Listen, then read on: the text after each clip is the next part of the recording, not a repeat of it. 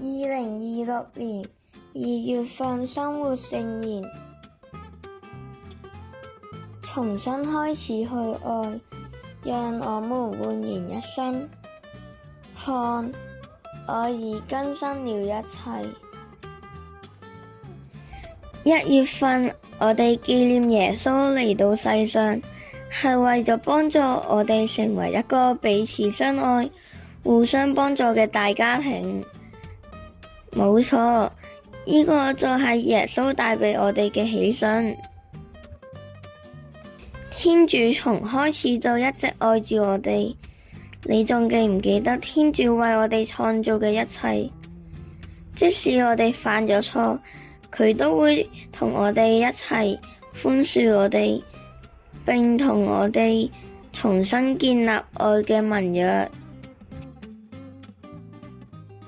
天主希望我哋幸福。當我哋犯錯嘅時候，佢幫助我哋重新開始。每一次喺佢眼中，我哋都係新嘅。正如耶穌同我哋展示，佢嘅愛真正使萬物更新，而且非常強大。珍妮同埋安妮兩姊妹住喺瑞士。今日放學返到屋企之後，佢哋喺度嗌交。安妮年紀細，攞咗珍妮嘅一些玩具，仲將佢哋整爛咗添。珍妮對安妮講：你唔好再入嚟我間房啦。第二日，珍妮去返學，但係佢好難過，於是就向耶穌祈禱。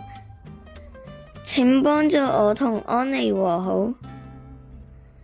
佢返到屋企之後，攞出咗一個好玩嘅玩具，叫咗安妮過嚟，話：我哋一齊玩啦。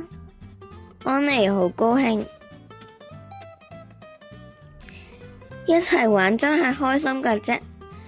然後珍妮仲有作業要做，但係佢準備咗一啲玩具。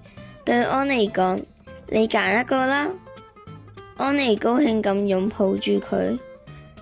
珍妮感謝耶穌幫助佢重新開始。